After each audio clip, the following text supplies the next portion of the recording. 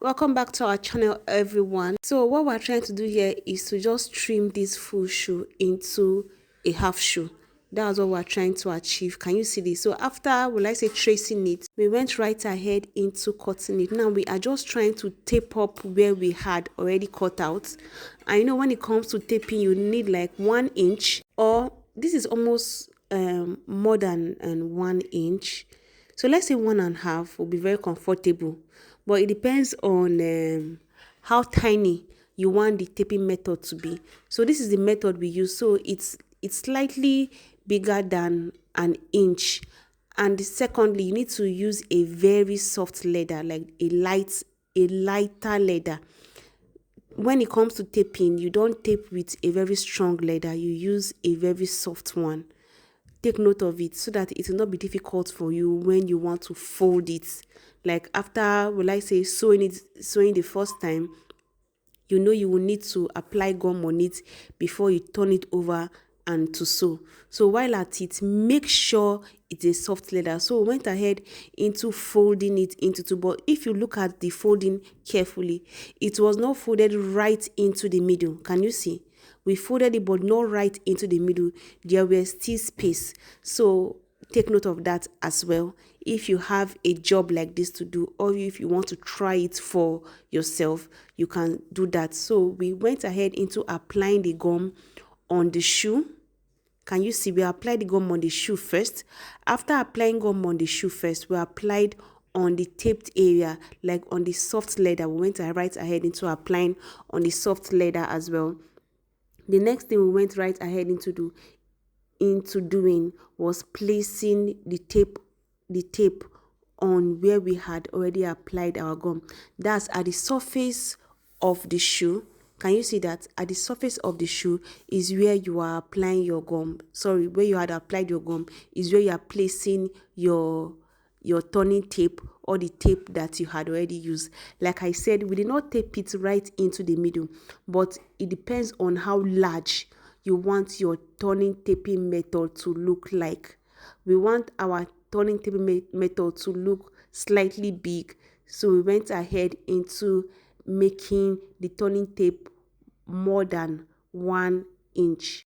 If you want yours to be smaller, you can use that method as well. Now the next thing you are going to do is to fold that allowance into the lined area, like into the shoe, as seen in the video. You are just folding it right back into the shoe. Now what you are doing here, it's really a dicey method. You need to be careful about it. Now if you discover any pleated area, you will need to try your best to open it up and fold it right back into the shoe, or into the lined area, as seen in the video. So it's really a careful and, will I say, a tricky method. But like I said, if you see any wrinkled parts, try as much as possible to just open it. Don't be scared. It's not ara that you use, it's a regular gum, so opening it would not be so difficult for you. So can you see this? This is the aftermath of the folding method and the taping method. The next thing you are going to do is to just go right ahead into your, well, I say, your filing machine, sorry, your sewing machine, to sew it. But before that, make sure you are able to hit the edge. Why? Because you know you used a regular leather, you did not use a faceless. So if it's a regular leather, it has this tendency of pulling off. Despite the gum that you have applied on it, it has a tendency of pulling off.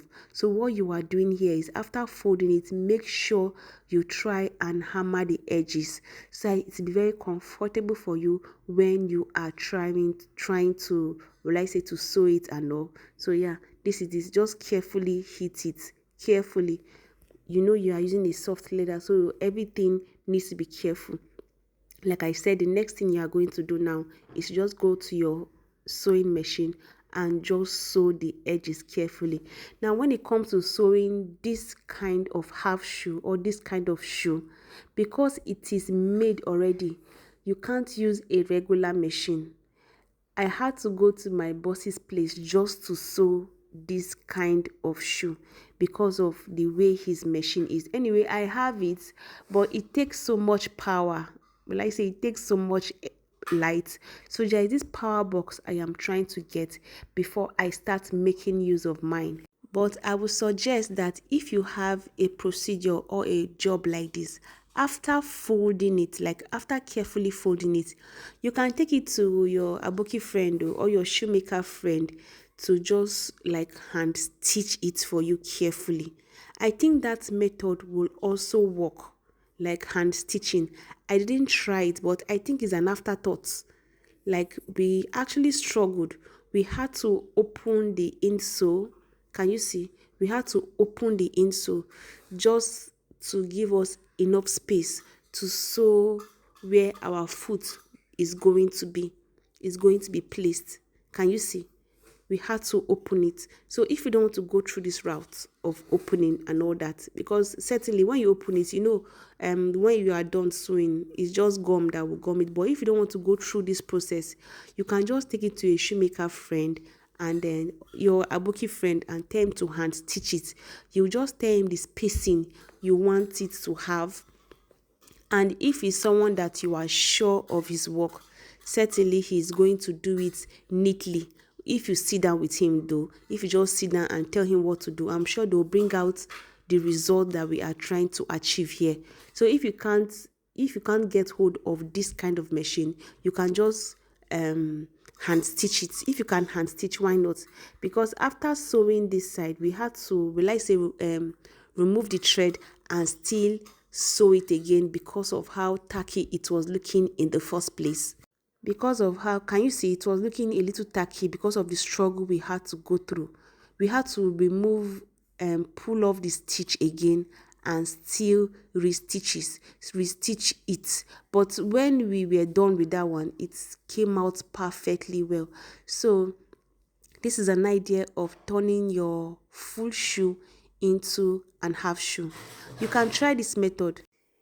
It's really let's say complicated. It's really tasking, but you can try it. It will work.